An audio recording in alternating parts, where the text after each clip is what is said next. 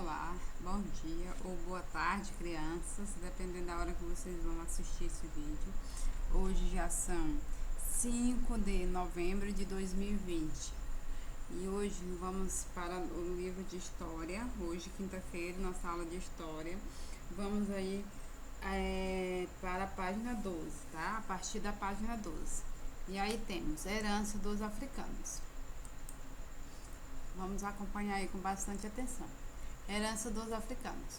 Os povos africanos também contribuíram muito para a formação da sociedade e da cultura brasileira. No passado, africanos foram trazidos à força para o Brasil, na condição de escravizados pelos portugueses. Esses africanos faziam parte de povos distintos que viviam de diferentes formas por toda a África. Então, escravizados, vejam aqui, escravizados, crianças, são pessoas sem liberdade que realizam trabalhos impostos por outros indivíduos que têm poderes sobre eles, tá? Então, esses africanos vieram de lá e eram escravizados pelas pessoas aqui do Brasil. Eles eram obrigados a fazer tudo que os brasileiros queriam, tá? E sem ganhar por isso, sem ganhar por o trabalho, tá? Aqui, vida dos africanos no passado. Por mais de 350 anos, os africanos trazidos ao Brasil foram a principal força de trabalho nas plantações de cana-de-açúcar, na produção de açúcar e nas minas de ouro. Eles também trabalharam nas fazendas de café e nas cidades. Muitos africanos e seus descendentes trabalharam como escravizados até 1888, quando a escravidão foi abolida no Brasil. E essas pessoas se tornaram livres, tá? Então, como vocês viram, eles trabalharam por mais de 350 anos e essa escravidão só foi abolida no Brasil a partir de 1888. Tá? Então, esses africanos sofreram bastante, sendo obrigados a trabalhar de graça, tá? Ganhando mal alimentação e muito mal, tá, crianças? Nessa época. Deixa eu só ver aqui. Aqui você tem a imagem, tá? Desses escravos trabalhando aí no pesado. Eles eram obrigados a fazer tudo isso aí, tá? Aqui as plantações de cana-de-açúcar. Os africanos eram forçados a derribar matas, preparar roçados, plantar e colher a cana-de-açúcar, produzir açúcar nos engenhos e ainda transportar mercadorias, tá? Eles eram obrigados a fazer tudo isso sem ganhar por esse trabalho.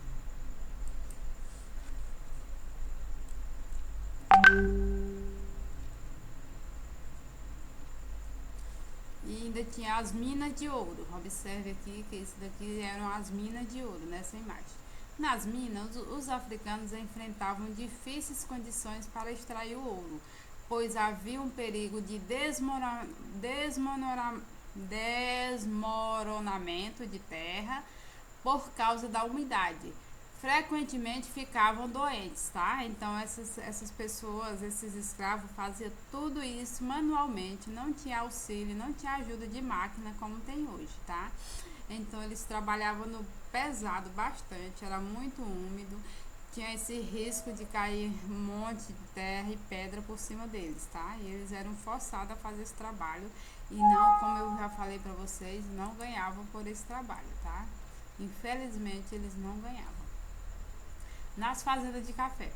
Nas plantações de café, os africanos preparavam o solo, plantavam, colhiam e transportavam o café. Então, todo o trabalho, como está mostrando aqui na imagem, era feito por esses africanos, tá? Crianças sofriam demais. Nas cidades, os escravizados abriam ruas, faziam calçadas, construíam igrejas, casas e palacetes. Também trabalhavam como barbeiros, vendedores, ferreiros, oleiros e outros, tá? Então, eles faziam tudo isso, tá? nessas construções, não tinha ajuda de nenhum tipo de máquina, tá? Era tudo braçal. Era muito pesado para eles e muito cansativo, tá? Vamos aí para já na página 14 agora. Resistência à escravidão. Os africanos e seus descendentes não aceitavam pacificamente o trabalho forçado e os seus maus tratos a que eram submetidos. Como forma de lutar e resistir à escravidão, incendiavam as senzalas onde dormiam e fugiam para os quilombos, que eram esconderijos onde viviam os escravizados não capturados. Além dos africanos, nos quilombos podiam viver indígenas e pessoas livres, tá? Então, que esses africanos, eles sofriam, porém, eles não aceitavam esse sofrimento. Eles estavam sempre na busca de ser livre.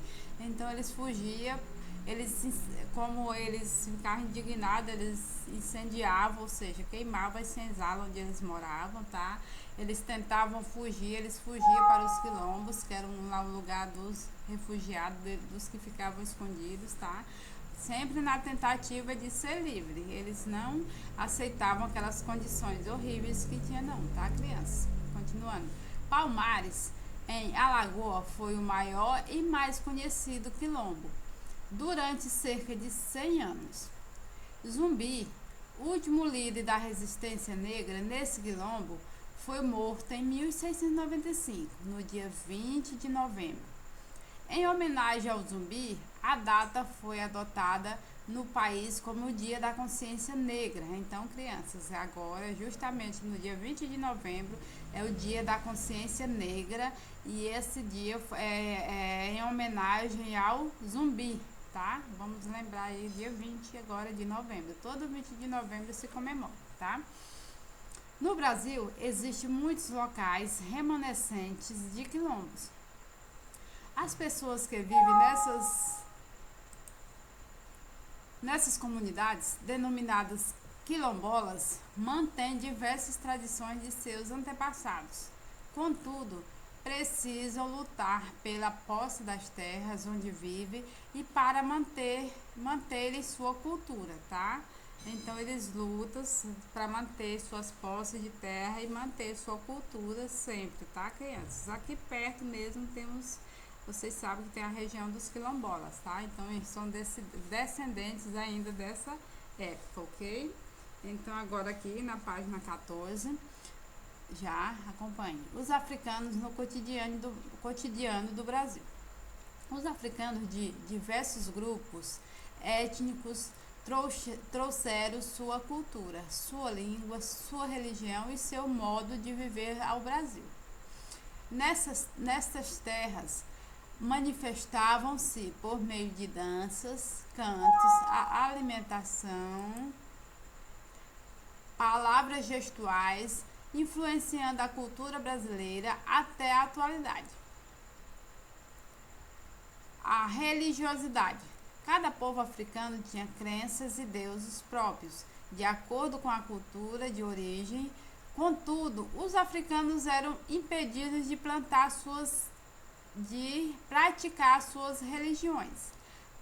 Para contornar essa proibição, eles identificaram seus deuses com o nome de santos do catolicismo. Assim, por exemplo, Oxalá, Deus da criação, passou a ser chamado de Nosso Senhor do Bonfim, tá, crianças? Então, como não aceitava a religião deles, dos santos deles, eles mudaram o nome dos santos dele, colocaram como santo e mudaram o nome para o nome dos santos aqui do Brasil. Aí, como exemplo, aí tem o Oxalá, que eles mudaram o nome e colocaram Nosso Senhor do Bonfim. Só a fim de praticar a religião deles, tá, crianças? Continuando aí. Realizavam rituais religiosos, como a congada e a lavagem da escada da Igreja do Bonfim.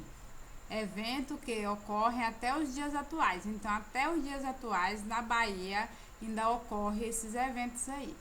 Aí aqui é a lavagem da escada, tá? Aqui essas pessoas que estão aqui na lavagem da escada, tá, crianças? Tem no livro, aqui tá ruim de ler, mas vocês podem ler no livro direitinho, tá? E aqui é as pessoas que faziam a congada, tá? Pode ver aí no livro direitinho, ok? Aqui está muito claro pra mim, aparece muito ruim pra mim ler. Então, continuando aí, a próxima página. Só um minuto.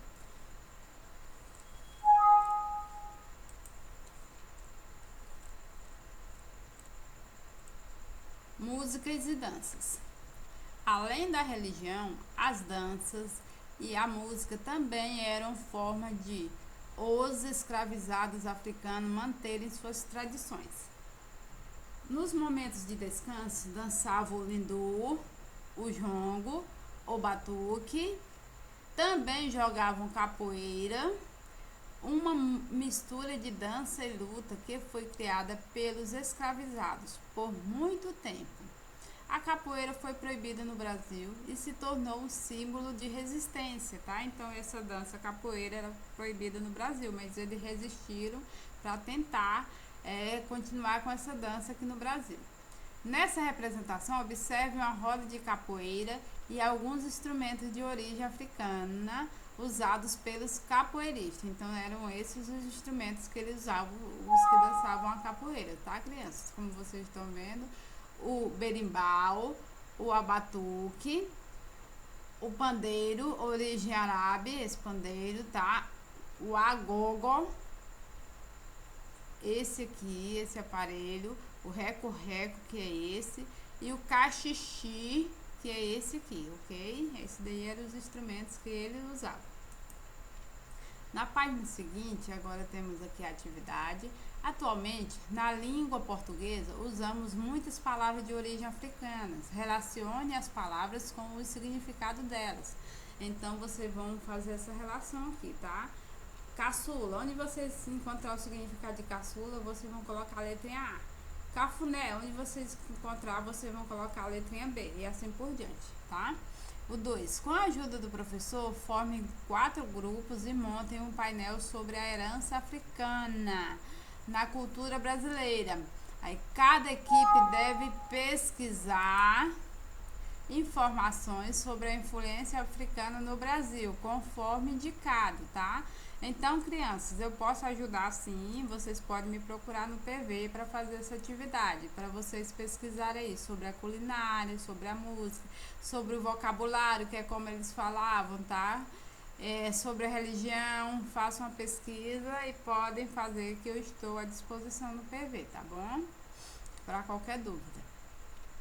Usem imagens, escrevam informações sobre os assuntos pesquisados e montem um painel. Vocês podem fazer no caderno de vocês, tá, crianças? Tirar foto e me mandar, tá bom? Porque não vai ter como fazer painel, vocês não vão ter onde colocar, porque não estamos indo para a escola, né? Isso? Então, agora o finalzinho desse capítulo diz aqui. Agora eu sei. O hábito de dormir em rede e consumir alimentos preparados à base de mandioca são heranças indígenas. Além disso, diversos lugares como bairros, cidades, rios e parques receberam o nome de origem indígena. A língua portuguesa e a religião católica foram trazidas ao Brasil pelos portugueses. Esse povo também influenciou a arquitetura e algumas festas tradicionais do país. A música, a religião, a culinária e o vocabulário da população brasileira receberam muitas influências dos povos africanos, tá? Então, crianças, tudo isso agora vocês sabem, tá? Que tem um pequeno resumo do que vocês estudarem. Então, fiquem com Deus e até a nossa aula ao vivo. Tchau, tchau.